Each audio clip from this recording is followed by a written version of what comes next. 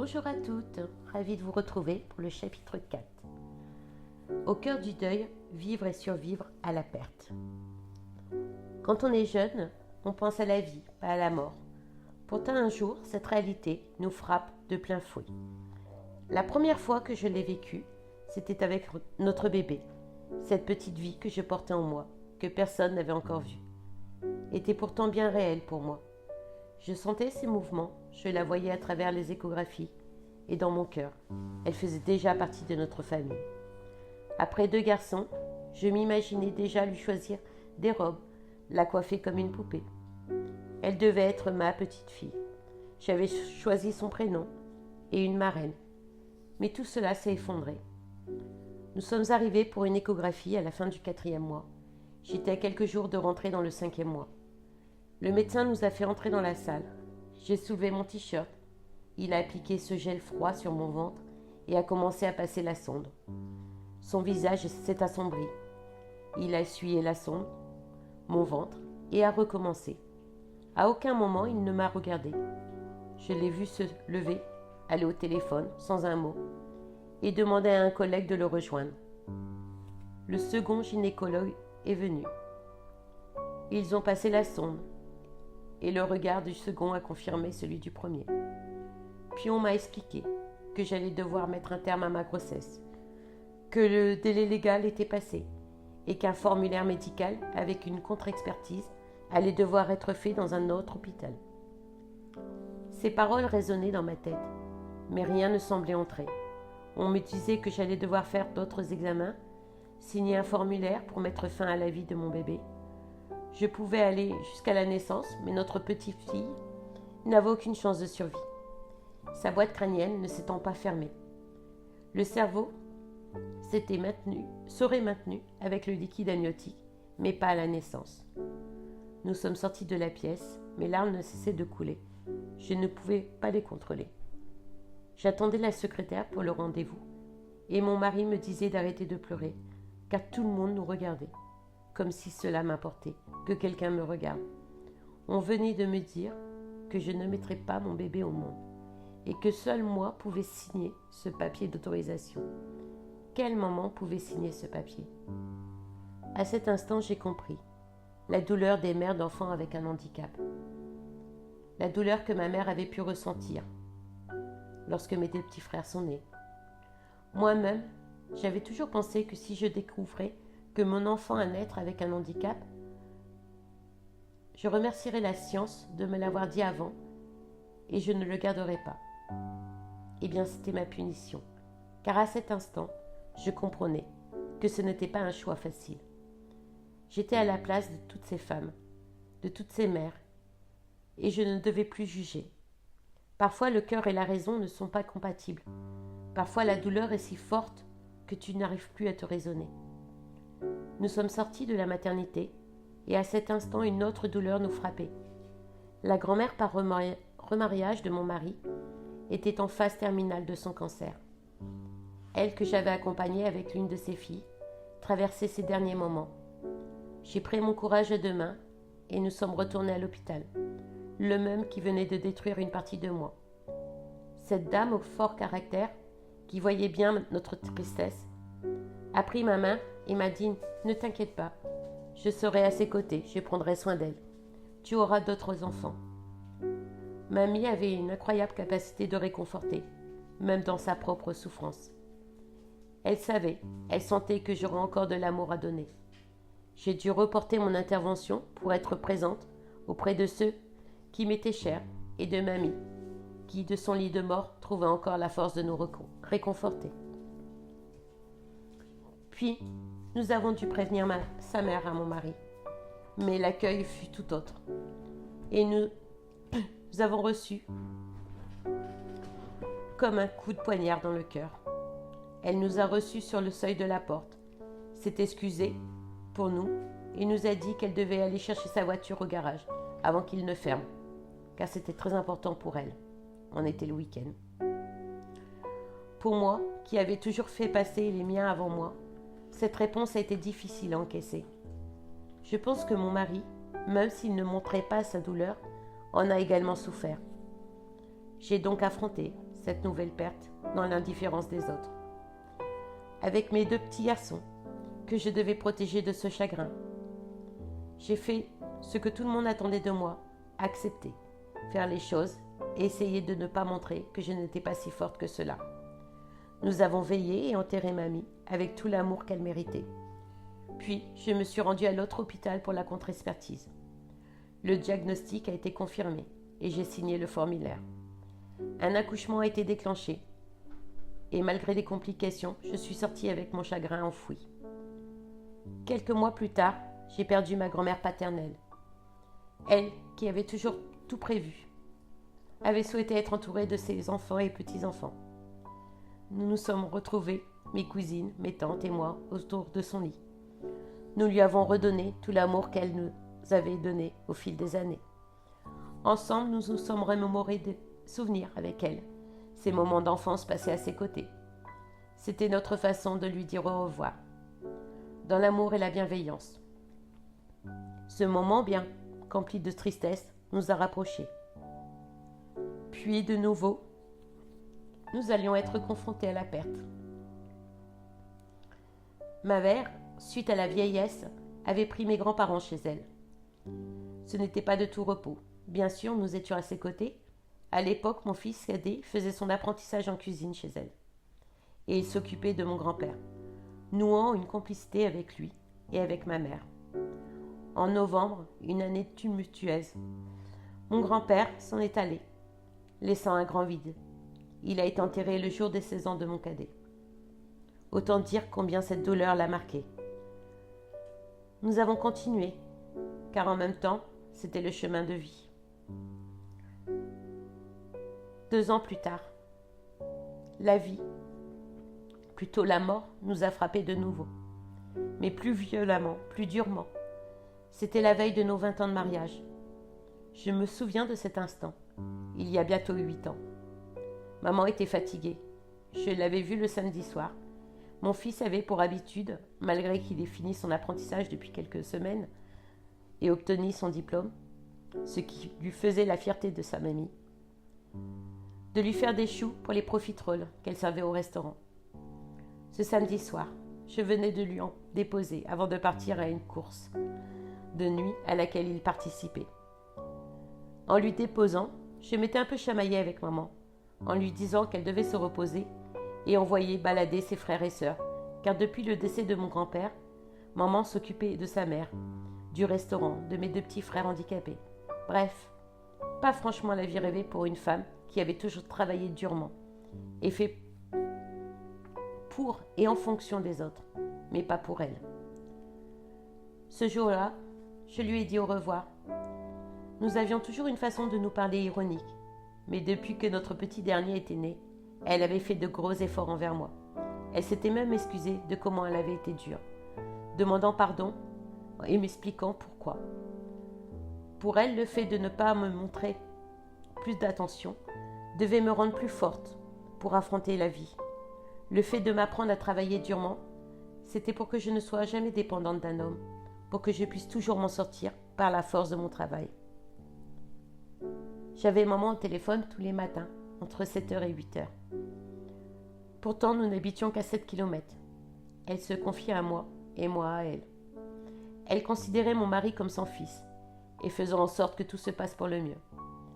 Lui ne comprenait pas toujours sa détermination à se fatiguer et à tout accepter de tout le monde.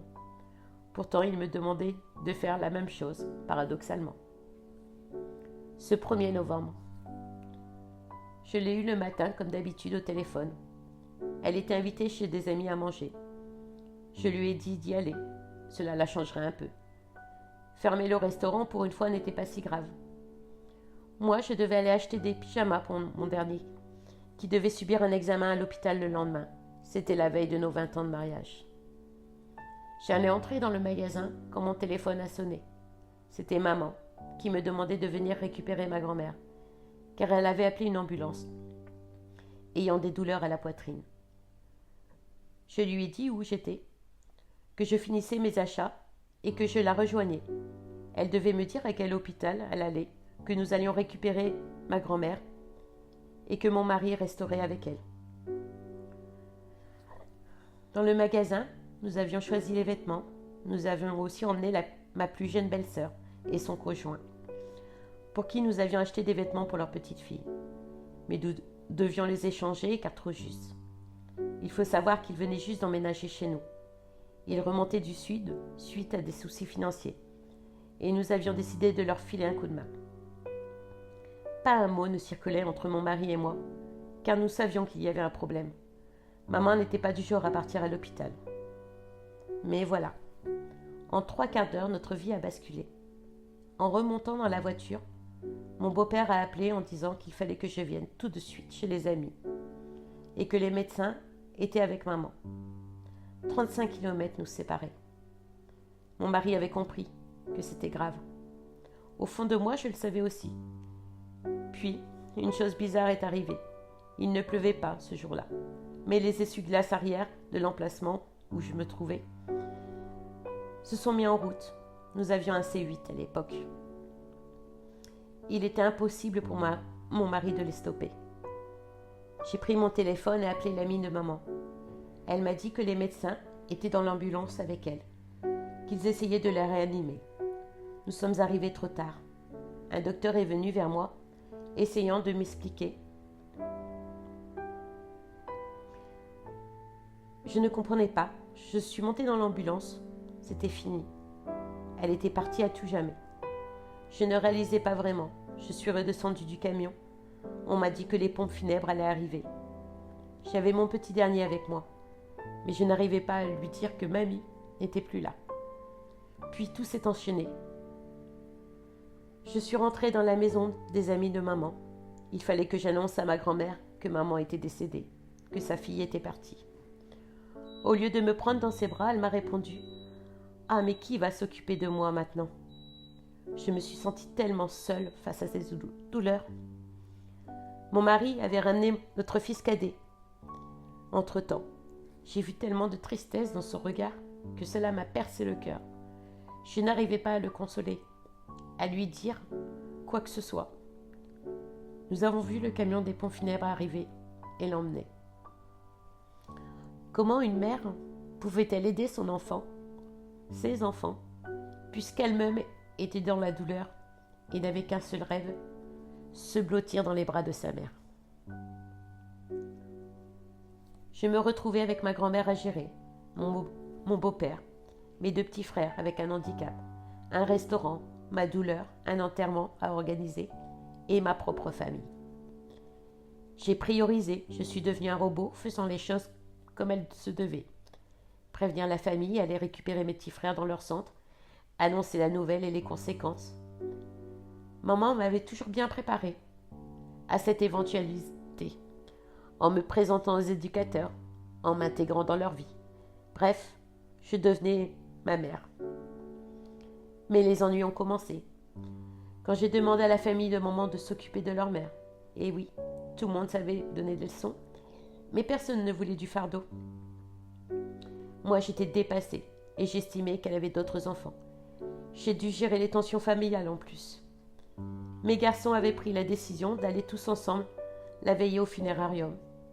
Nous y sommes allés le lendemain. Je voyais une telle tristesse en eux, sans être capable de les aider. L'autre dernier lui parlait comme si elle était encore là. Je ne dormais plus. J'ai préparé son enterrement, passé les 4 jours aux pompes funèbres avec elle. J'ai écrit le texte d'adieu pour l'église. Ce matin-là, j'ai enfilé ma robe noire. Une de mes belles-sœurs avait fait la route pour s'occuper d'eux et soutenir les garçons. Elle avait même cédé à mon caprice d'aller leur acheter un pantalon noir, car ils n'en avaient pas. Parfois, certaines choses vous perturbent, mais elles sont tellement futiles. Je n'arrêtais pas de me dire « Je serai forte pour toi, je vais y arriver, car tu m'as appris. » Mon beau-père était dévasté. Nous devions le gérer aussi. Nous sommes entrés pour la célébration à ses côtés.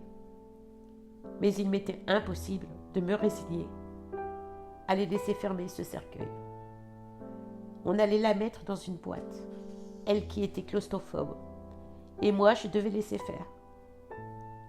Je m'accrochais à elle, comme si je pouvais la garder un peu plus longtemps. Ma belle-sœur m'a pris dans ses bras, avec douceur, et m'a murmuré à l'oreille qu'il fallait la laisser partir. Je me suis reculée, puis je me suis mise dans la peau d'une autre, affrontant les regards de chacun, me tenant droite et froide, comme si rien ne pouvait m'atteindre. Nous avons suivi le cercueil et écouté la cérémonie. Puis est venu le moment où je devais lui dire adieu. Lire ce que j'avais écrit pour la représenter. Je devais aussi ne pas faire de bourde, ne pas crier à ma famille, aux gens, que si elle avait eu cette crise cardiaque foudroyante, c'était parce qu'elle avait été aidée, parce que on l'avait aidée et qu'elle devait supporter tout le monde. Elle avait toujours subi la méchanceté de certains, et cela l'avait fatiguée. Certains étaient là par curiosité pour faire bonne figure devant les autres. Certains pleuraient alors qu'ils l'appelaient tous les jours pour lui demander pourquoi elle avait emmené la grand-mère chez le coiffeur ou acheté des chaussures. Bref, d'autres étaient heureusement là par respect pour la bonté et le travail qu'elle avait fourni. On ne peut pas imaginer tout ce qui peut nous passer par la tête à ce moment-là. J'ai lu, tremblante. Mon mari est même venu m'aider pour les derniers mots. Puis je me suis remise dans ma bulle. La bénédiction du cercueil m'a paru durer une éternité. L'église était remplie. Des gens étaient même dehors. Il y a eu les 2 musiques que j'avais choisies. Puis il y avait Maria à la trompette par la fanfare du village. Je n'avais pas envie que les gens me présentent leurs condoléances. Je me cachais, baissais les yeux. Leur complaisance n'allait pas empêcher mon chagrin. Et je ne voulais pas faire semblant. Puis au cimetière, dernier moment avec elle. Bien que je remercie les pompes funèbres pour leur professionnalisme et leur bienveillance. Je me suis penchée pour jeter ma rose et je n'avais qu'une envie, me blottir dans le trou avec elle. Et voilà, elle était là, dans un endroit qu'elle n'aimait pas, partie pour toujours.